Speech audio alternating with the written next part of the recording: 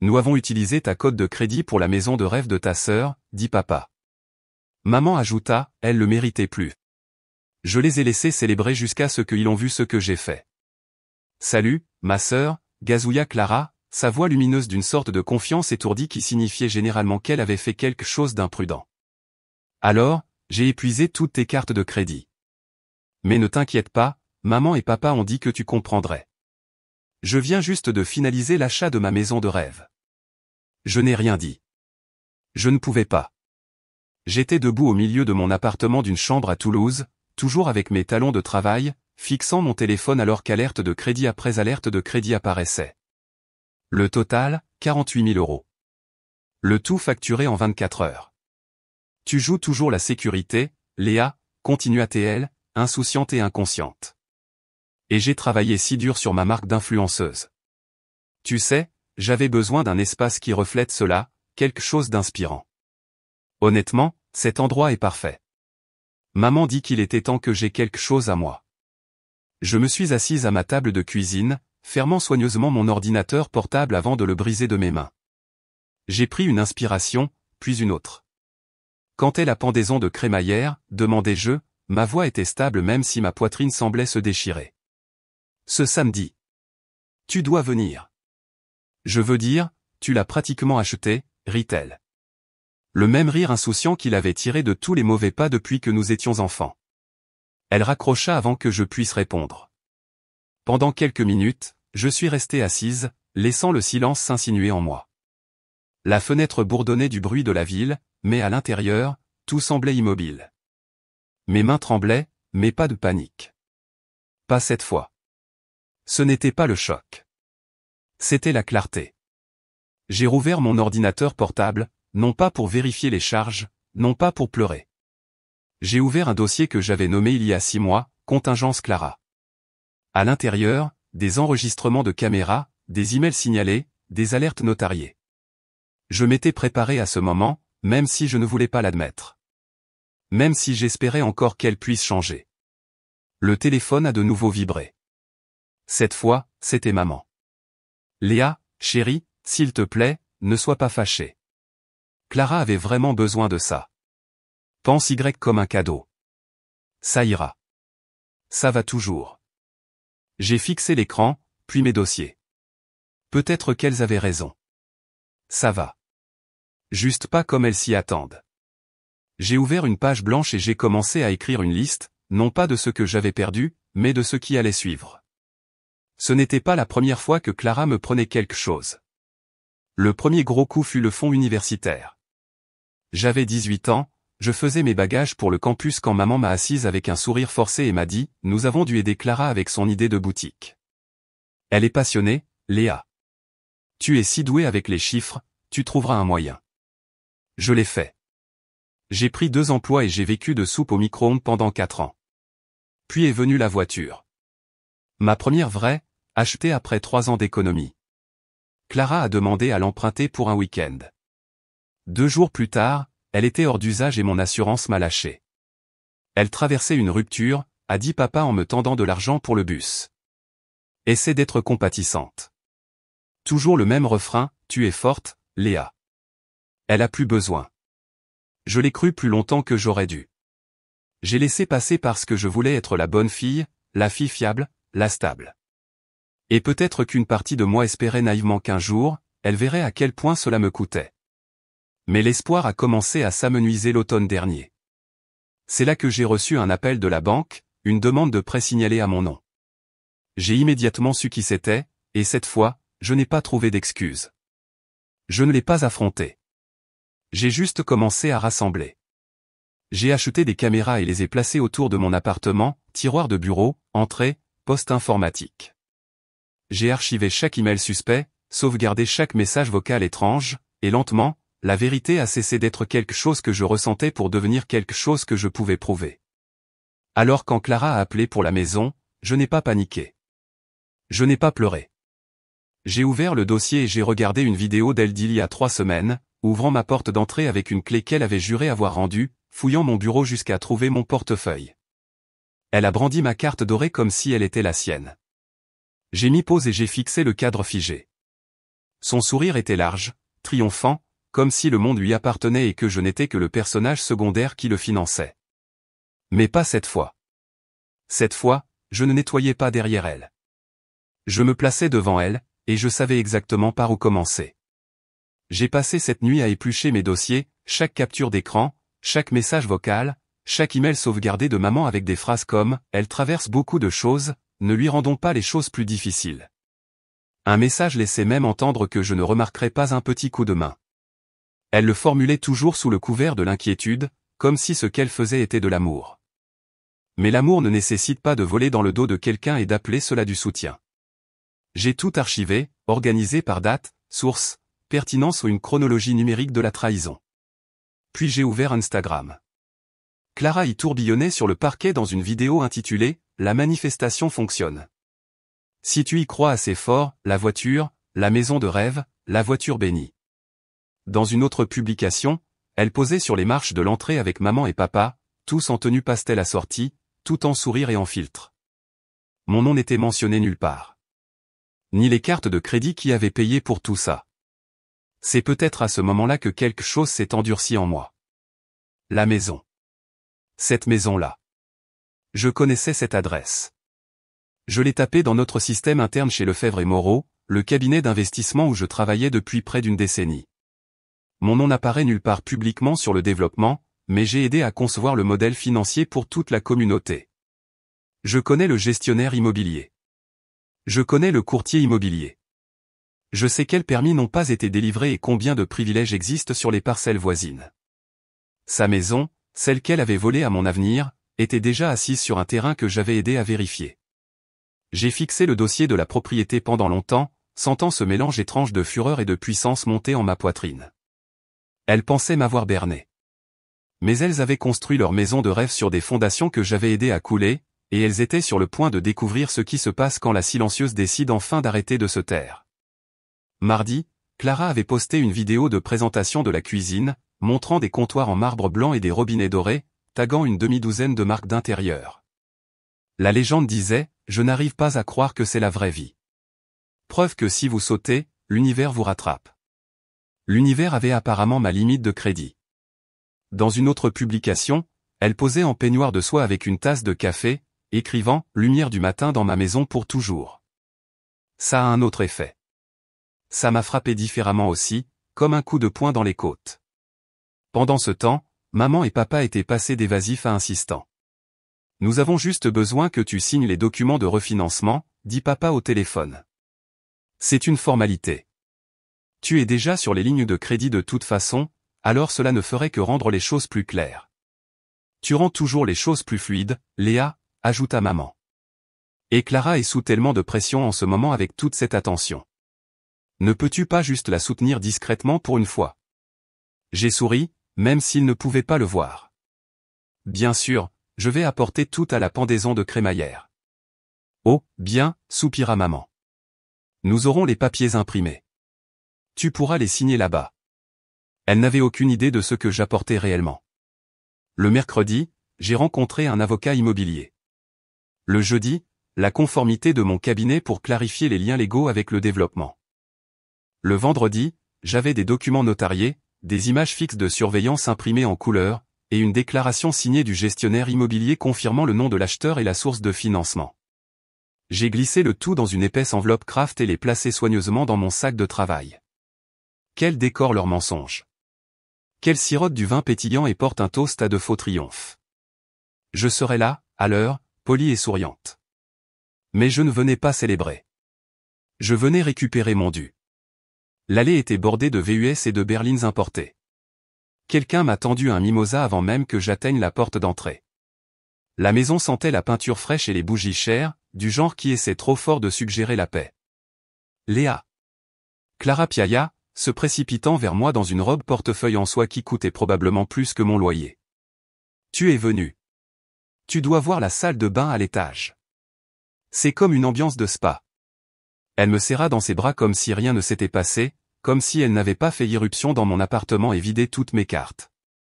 J'ai souri et je l'ai serré dans mes bras. Je t'ai apporté un cadeau de pendaison de crémaillère, dis-je doucement. Ses yeux s'illuminèrent. Tu n'aurais pas dû. Je veux dire, techniquement, tu l'as déjà fait, gloussa-t-elle. J'ai élevé la voix juste assez. En fait, je pense que c'est quelque chose que toute la famille devrait voir. Quelques têtes se sont tournées. Je me suis tourné vers mes parents, debout près de la salle à manger, sirotant du champagne. Maman? Papa? Vous aussi. Ils ont échangé un regard. Ils ont reconnu mon ton. Celui que j'avais utilisé le jour où j'avais découvert que Clara avait pris mon fonds universitaire. C'était la voix que j'utilisais quand j'arrêtais de demander et que je commençais à agir. Un silence s'est installé tandis que la pièce se remplissait autour de nous. Les bavardages de la fête se transformaient en murmures. J'ai sorti l'enveloppe Kraft de mon sac et l'ai posée sur l'îlot de cuisine en marbre. Clara, dis-je calmement. Puisque tu crois au partage des bénédictions, j'ai pensé que je partagerais aussi quelque chose.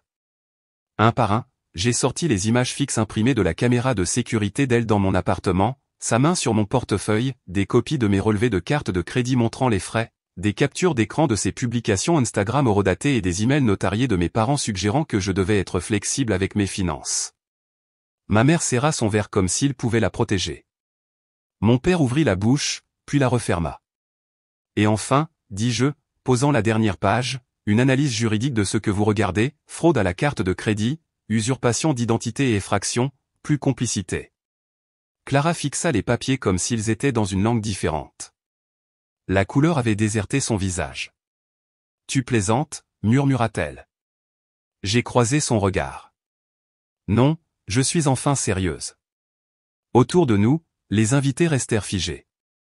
Personne ne se resservit. Personne ne rit. Je t'ai dit que j'apportais un cadeau, dis-je. Maintenant, il est temps de l'ouvrir. Et puis j'ai de nouveau fouillé dans mon sac, et cette fois, j'ai sorti la vraie décision. J'ai posé la deuxième pile de papier sur le comptoir, soignée et lourde. Ma voix ne s'est pas élevée. Elle n'en avait pas besoin. Tu as deux options, dis-je. Option 1, tu cèdes l'acte de propriété et tu acceptes un plan de remboursement par écrit, notarié. Chaque euro que tu as volé revient avec intérêt. Option 2, je remets tout à la police, y compris la vidéo, les emails et la signature falsifiée du contrat de location de voiture de l'année dernière. La bouche de Clara s'entr'ouvrit, mais rien n'en sortit. Ses yeux se sont tournés vers maman, puis papa, puis les papiers. C'est insensé, halta-t-elle finalement. Nous sommes une famille. C'est exactement pourquoi ça en est arrivé là, dis-je. Parce que personne ne t'a jamais dit non. J'allais te rembourser, gémit-elle, sa voix déjà effilochée. Une fois que mon contenu commencera à reprendre. Non, l'ai-je coupé. Tu allais attendre que j'oublie, comme je le fais toujours. Papa s'avança. Léa, allez. La prison pour de l'argent? Ce n'est pas juste de l'argent, dis-je. C'est tout, le sentiment d'avoir droit à tout, les mensonges, le fait que vous soyez resté là pendant qu'elle me volait et que vous me demandiez ensuite de signer plus encore. Maman renifla. Nous ne voulions pas faire de mal. Nous voulions juste que nos deux filles aillent bien. Vous vouliez qu'elles réussissent à mes dépens, ai-je répondu. Et vous vous attendiez à ce que je l'absorbe en silence, comme toujours. Les mains de Clara tremblaient alors qu'elle planait au-dessus du document. Tu me ferais vraiment ça, murmura-t-elle. À ta propre sœur? Tu m'as déjà fait ça, dis-je, calme comme une pierre.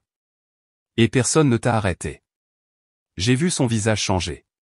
Colère, honte, confusion, puis peur. Une vraie peur. Elle se tourna vers nos parents, les suppliant du regard, mais ils ne dirent rien. Pour la première fois de ma vie, ils n'avaient aucun script. J'ai poussé le stylo vers elle. Tu choisis, Clara. Ce n'est pas une vengeance. Ce sont des limites. Ses doigts se sont lentement enroulés autour du stylo et, pour la première fois depuis des années, elle semblait incertaine de ce qui allait suivre. Je l'ai laissée avec cette incertitude, car c'est là que la croissance commence. Clara est arrivée à la signature avec 15 minutes de retard, flanquée de nos parents comme s'ils prenaient d'assaut une salle d'audience. Son glamour habituel était atténué, couleur discrète, pas de fossiles, juste assez pour jouer le rôle de la sœur incomprise. Mais ses yeux avaient toujours cette vieille étincelle, celle qui signifiait toujours qu'elle pensait avoir un avantage. J'ai quelque chose à ajouter, dit-elle en sortant un dossier et en le faisant glisser sur la table vers mon avocate, Diane. Avant d'aller plus loin. Diane l'ouvrit sans ciller. À l'intérieur se trouvait une photocopie d'un contrat daté d'il y a 6 ans portant ma signature, apparemment co-signant toute future dette commerciale que Clara contracterait. Léa a accepté de soutenir mes entreprises, dit Clara. Cela inclut un soutien financier. Cette maison relève de ce cadre. Mes parents hochèrent la tête comme s'ils étaient en pleine répétition. Papa a même croisé les bras avec un petit sourire suffisant. J'ai pris la page, étudié la signature, puis regardé Diane. Montrez-leur, dis-je. Diane a tourné son ordinateur portable vers la table. À l'écran, des images granuleuses de mon ancien appartement, Clara à mon bureau tenant une impression, s'arrêtant, puis traçant lentement ma signature encore et encore jusqu'à ce qu'elle corresponde. Elle l'a pratiqué 8 fois. Je savais ça depuis des années, dis-je, gardant ma voix égale. J'ai gardé les images. J'ai tout gardé. La bouche de Clara s'ouvrit. Rien n'en sortit. Tu as falsifié mon nom, continuai-je. Ce document ne signifie rien. Et maintenant que tu as essayé de l'utiliser pour manipuler des procédures légales, c'est une preuve de tentative de fraude.